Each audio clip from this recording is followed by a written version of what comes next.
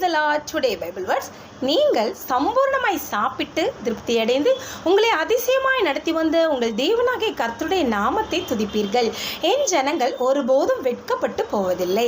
யோவேல் 2:26 இப்படியாக சொல்லப்படுவது. இஸ்ரவேல் ஜனங்களை நம் தேவனாகிய கர்த்தர் பாலைவனத்திலையும் மிகப்பெரிய அதிசயங்களை செய்து அற்புதமாய் அவர்களை நடத்தி வந்தார். அதே போலதான் நம்மையும் நம் தேவனாகிய கர்த்தர் அற்புதமாய் நம்மளை சாப்பிட்டு திருப்தியடையும் விதமாக அதிசயத்தை காண செய்து இந்த நாள் வரைக்கும் வழிநடத்தி வருகிறார். ஸோ இப்படிப்பட்ட தேவனை நம்ம துதித்து நாம் அவரை ஸ்தோத்தரிக்க வேண்டும். எப்பொழுதுமே அவருடைய துதி நம்முடைய வாயில் இருக்க வேண்டும். இப்படியாக இருக்கும்பொழுது இன்னும் அதிகமாய் நம்மை ஒருபோதும் வெட்கப்படாமல் நம்மளை நடத்துவார். நம் ஜனங்களை ஒருபோதும், தேவனுடைய ஜனங்களை ஒருபோதும் அவர் வெட்கப்பட்டு போவதில்லை அப்படின்னு சொல்லியிருக்கார். ஸோ இந்த வாக்கின்படி அவர் நம்மளை வெட்கப்படுத்தாமல் நடத்த நம்ம என்ன செய்யணும்னா அவரை துதிக்க வேணும்.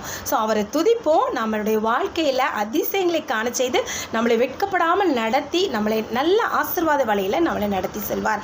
Okay friends, bye. Have a nice day. Happy independence day. Bye.